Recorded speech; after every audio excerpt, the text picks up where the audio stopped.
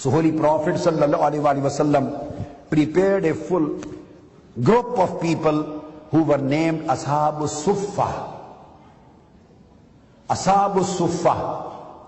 They became the torch bearers and founders of Sufism in history of Islam. And they were direct students of Holy Prophet sallallahu ta'ala alayhi wa sallam. And all other companions, they were not specialists in Sufism, but at the same time, occasionally they also used to practice it.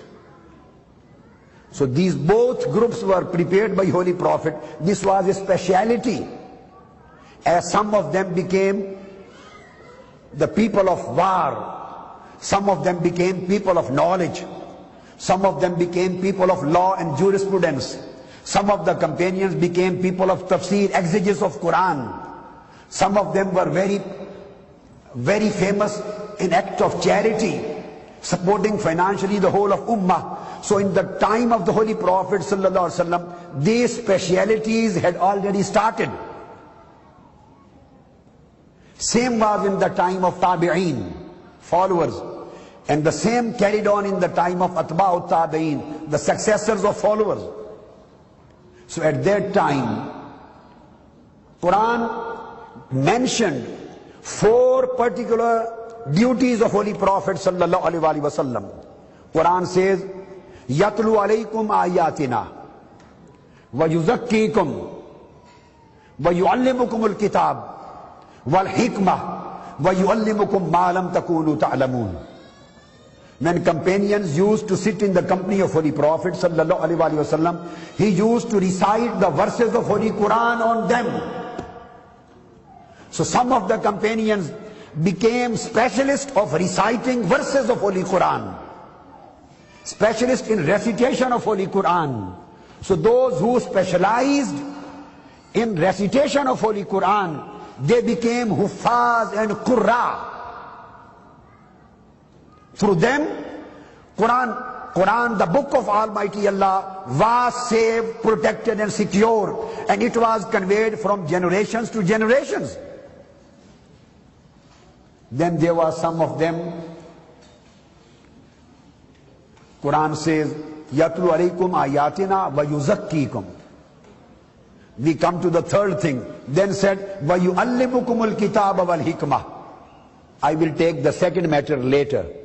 So the third category was yuallimukumul kitab. So some of the companions became scholars, became the jurists, became exegetical specialists, became authorities on Islamic law, like Abdullah ibn Mas'ud, like Abdullah ibn Umar, like Abdullah ibn Abbas, like Abdullah ibn Mas'ud. So some of them became specialists, mujtahid, lawyers, jurists, specialists of law. So through them, the law of Islam was propagated, communicated to the Ummah. Through them, the Sharia commandments were communicated and compiled. And second word was used, yuallimukumul kitab wal hikmah. Holy Prophet ﷺ teaches you kitab, the commandments of kitab, and wisdom of kitab. Wisdom implies logic, philosophy, reasoning, science. So some of the companions became specialists in the logic of Quranic commandments. Some of them specialists in the science of Quranic commandments, in scientific and logical interpretation of commandments. So jurisprudence emerged out of that. Logic emerged out of that. Philosophy emerged out of that. Sociology emerged out of that. Embryology emerged out of that. So all various religious and secular sciences emerged from Quran through the fountain of Al-Hikmah. All religious sciences, juridical sciences, jurisprudential sciences, and legal sciences, these sciences emerged from Quran through the fountain of yuallimukumul kitab. So recitation of Quran, of Holy Prophet's act created Qurra, the Qaris. The legal interpretation of Quran created jurists and scholars and ulama in the ummah.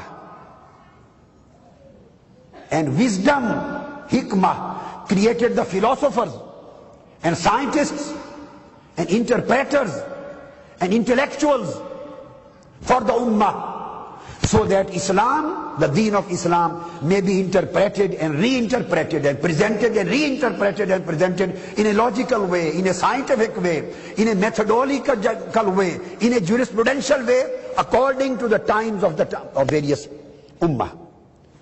Now these were two sources. Now come to the second source which I left. Yatlu alaykum ayatina wa yuzakkikum. I took first and third. Tilawatul ayah and talimul kitab wal hikmah. I have taken two.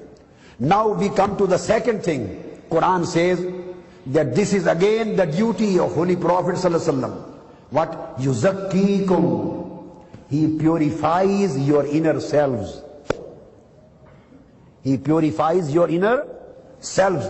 So those companions and those followers among the Ummah of Holy Prophet, those who specialized in recitation of Quran, they became Qaris and they became Hafiz and Quranic reciters. Those who specialized in Talimul Kitab, they became the jurists and the lawyers of Islam and A'immah. Those who specialized in Hikmah of Quran, they became the Muslim philosophers, they became Muslim scientists, they became the logic specialists. And those who specialized in Yatlu alaykum ayatina wa yuzakkikum, and he purifies your inner selves. He purifies your inner self. So outer things are finished. Now this is a concentration or your inner part of personality. He purifies not your bodies. Your nufus.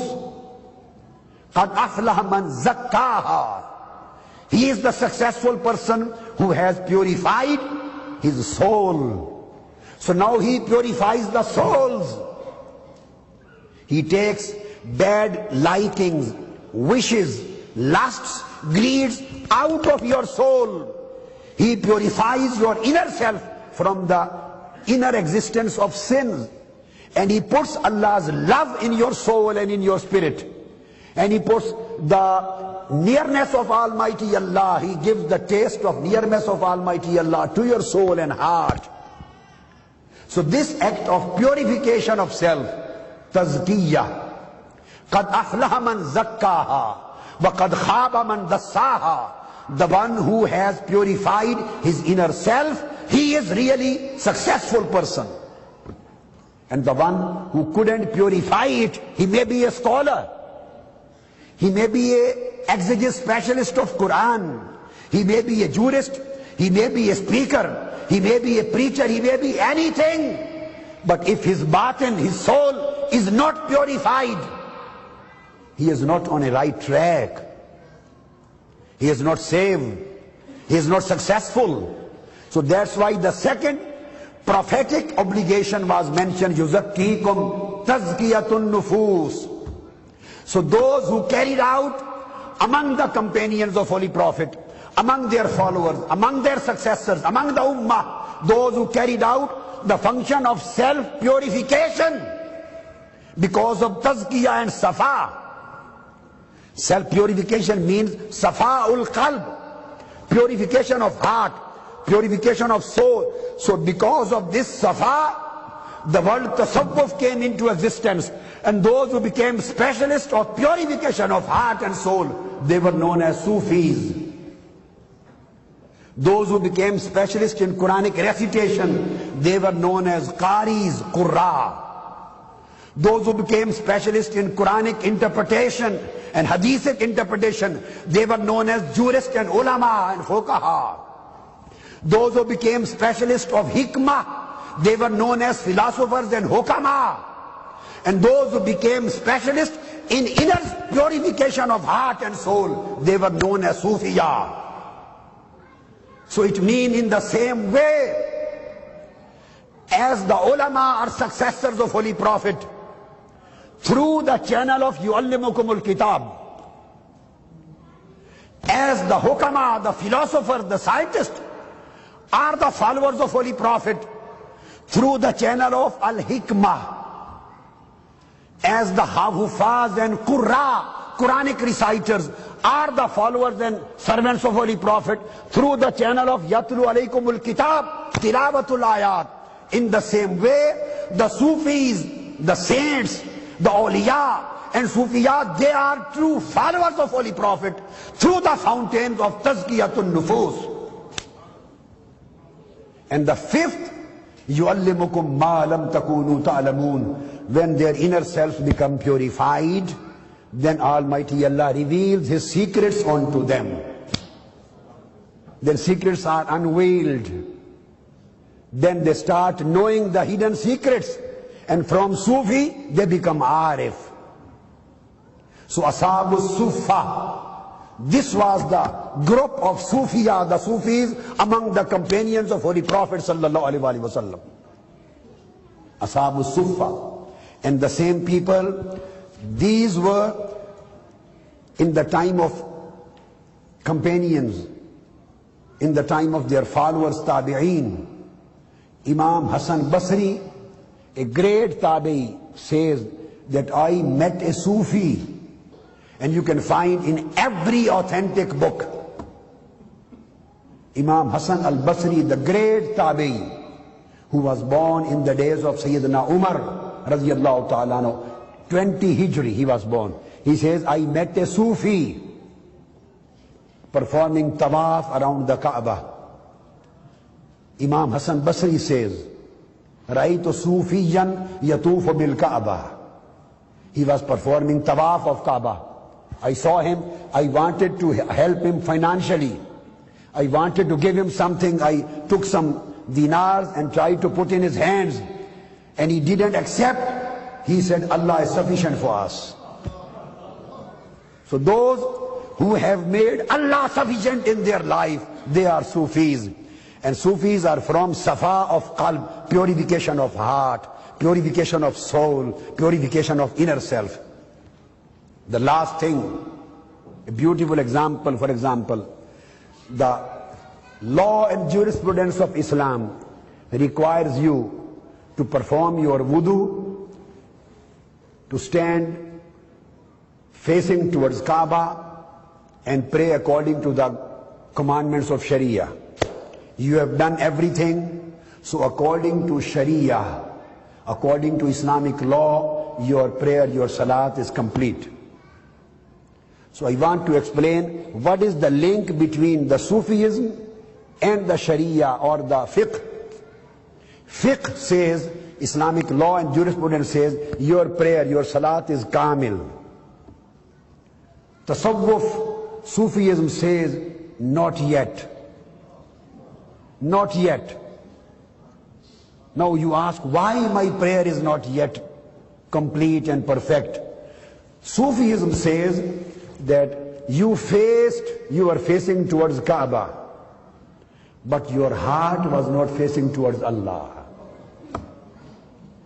So fiqh is interesting to put you straight facing towards Kaaba, and tasawwuf is interested to put your heart straight facing toward Almighty Allah, the Rabb of Kaaba. So if your bodily, this face is toward Kaaba, your salat is perfect according to fiqh. And if your heart is facing towards Rabbul Kaaba, the Lord of Kaaba, then your salat is perfect according to tasawwuf Sufism.